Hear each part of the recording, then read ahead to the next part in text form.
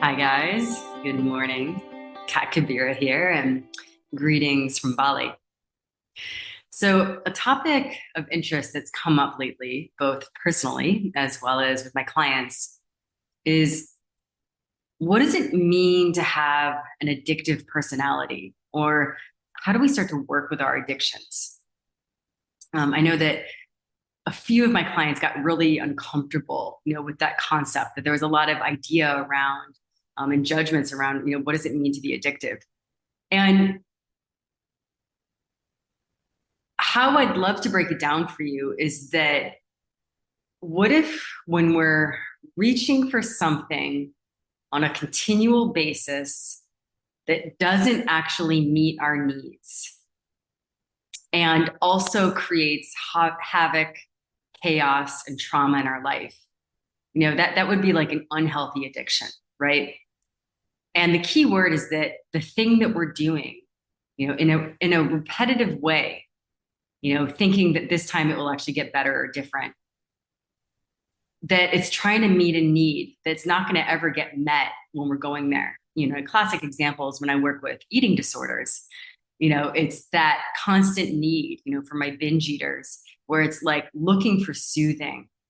The valid need is I need comfort, I need soothing, I don't feel safe, and I'm reaching for this particular type of food, thinking that that will, like, in hopes that that will actually create that soothing, but it will never actually satisfy me. And it could be a much longer topic that I'm discussing, even of, is there a difference between healthy addictions and unhealthy addictions? Or, how can you start to funnel your energy if you're someone who is more prone to having like an addictive personality? So, if we break this down, one way that we would have an addiction, and remember, addictions can be work, porn, over socializing, under socializing or isolating, food, alcohol, drugs, exercise. I mean, in a way, you can make almost anything, cleaning, even, right? Like, can be an addiction. Okay. So, one is that we are trying to avoid a sensation. And so, what we'll do is we're going to try to fill or change that sensation instead and quickly bypass that sensation. And most of us, as humans, we actually curate our lives without realizing it to avoid certain sensations. And it's that feeling or that belief inside of, I can't handle this. I will not be able to survive if I feel this feeling. And I know that even when I do sensation work with my clients, one question that often comes up is like, but what if it never ends, or what if it never stops, or what if it's too much? So part of the work that I do with my eating disorder clients and those who've who are more highly addictive, is how to start to feel safely, but to do like in a small way, just a little bit by little, and to know that you can handle it. Because the big game changer for most of us is realizing I am able to handle life. One of my favorite words, and it sounds like such a boring word, but one of my favorite words is tolerate. I can tolerate this. I am able to handle this. I can tolerate. And tolerate's great because it doesn't mean I'm going to love it, right? And that's almost like an unfair expectation that we'll have, that we're supposed to love everything. It's supposed to all be like hell yeses. Like, that's so not real. I can tolerate this. It's just a wave. It's going to pass. And as humans, like, the more aware we are of ourselves, it's like we're constantly having moments where it's like, oh, there's an expansion. And then there's kind of like a letting it go, or even a contraction. And it's just kind of the wave of life. And can we stay with ourselves instead of trying to hide, numb out, or change the feeling? So that would be one thing, is like avoiding sensation. Another thing with addictions is filling a hole, meaning I feel empty inside and I don't want to feel it. It's very uncomfortable. So that idea of emptiness, space, the void. We could even say loneliness, and it's a human condition. There is no one that doesn't feel that.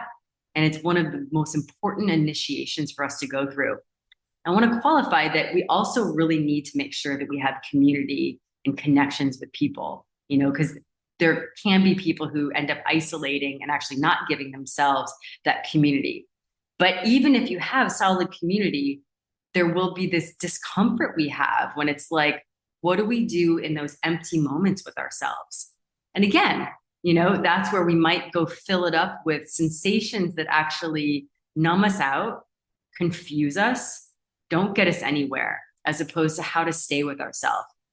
And personally, I've noticed that my best artwork and business decisions comes from when I don't try to escape that void feeling, that empty feeling, when I let it also exist and I tolerate it.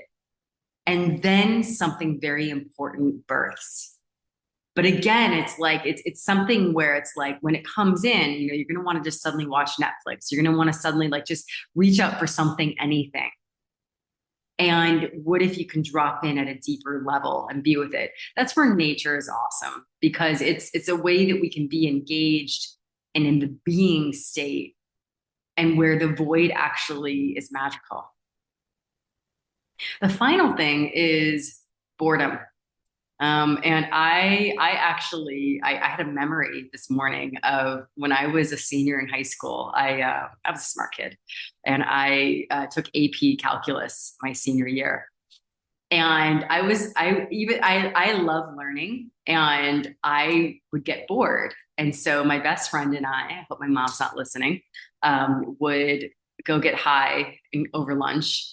And then I would come back and I'd be just blazed out of my mind, having to do all these like AP calculus problems. And I enjoyed the challenge of having to override so much, as I was so fragmented, in order to even figure out that I was in the classroom and to stay awake and like attention. And, and I also kind of got off on the fact that like, it was like a little secret that I had, that like, I was such a studious student that no one would ever have expected it. I don't know if people knew or not, but so it was something where I noticed both in myself, because I've worked through several of my own addictions, where boredom is a really big trigger. And when we talk about boredom, there's so many different kinds of boredom, and there's also different kinds of needs that we would need to have for that to be satisfied, because there's so many different kinds of intelligence, and there's also different ways that we learn. And it would not be helpful to it could be helpful to consider what kind of intelligence that you have, but also that you're going to have different things that want to get sparked. So for example, I remember when I all of a sudden just decided to become like a trapeze artist, and I just deep dived into like the circus arts and trapeze. And it was just really learning how to work with my body in a whole different way that was brand new for me, and also really exciting and challenging edges, and I had to meet certain things, especially as I did more advanced tricks. I had to meet my own fears, my own judgments, where I didn't believe certain things were possible. And I had to like be in my body in a whole different way. And I noticed that like jazzed me up so much that the rest of my work that I was doing, and I wasn't making major changes in that, suddenly that became more interesting.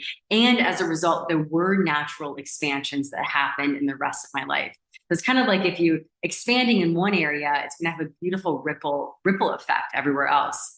But sometimes you actually need just to learn something new, and this will sound strange, but I remember when I had to start to study, being a resident in different countries, I've had to, as an American, I've had to really understand international tax law. And I found myself getting off on it, and I'm more of a creative. So it's funny that like my brain really enjoyed the complexity and then the kinds of questions that I had to ask. So sometimes you need just to like go to school, take a class, something that makes your brain expand and sparkle. This is also where like the arts and learning a new instrument or dance or something, again, that isn't familiar for you, but you're being forced to play in new ways. that can change things. I remember when I started training in gyrotonic and gyrokinesis, suddenly my piano composition changed. And again, it wasn't because I even decided, let's change it, but because I was moving in space differently. It's like I would just sit down and different rhythms and chords wanted to come out of me when I was playing the piano.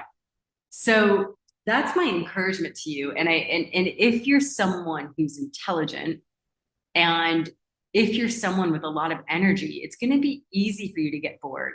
So there's a weird like line that we're going to be playing where on one level I'm saying, if you've got ways to sabotage or go into addictions, and you want to make sure that like you actually don't keep going there, or how do you work with this energy? One is like, can you be okay with just being, and how do you work with the void? How do you let that be a valid space? And then I'm actually almost saying the opposite thing. And also that actually may not be what you need. You actually might need challenges, healthy challenges. Remember that familiarity breeds contempt. And, the death to our soul is anytime we're going into that which is comfortable and that which is familiar. And there's a very big difference between safety and comfort. And there's a very big difference between I need to take a pause or a rest to resource my system. And I'll know that that worked because I come out of it feeling more grounded, more resourced, clearer, revived, versus I'm feeling uncomfortable because there's changes I need to make, but because they're change, I feel anxious about it, even though I need it. And so I'm going to go just kind of like hide on my couch or keep staying in the same job or keep staying in the same circle of friends or whatever. We grow through challenge. We do need friction. We do need exquisite risks. So even if you don't have an addictive personality, you're going to need all these things that I mentioned. And the final thing that I want to share is that, really knowing what your needs are in the moment is really essential. And to be able to differentiate between the mental idea of this is what I need and this is what will satisfy it versus really feeling in from a body level of this is what I actually need right now. And where we can be impatient and uncomfortable with being with ourselves so that we don't actually take that actual time to drop in to feel what is it that I need. And I said to a client yesterday, I said, you're hungry. If you just took some time to be with it, to figure out what's actually going to feed this hunger, you would actually be able to nail it. But right now you're hungry and you immediately go to McDonald's.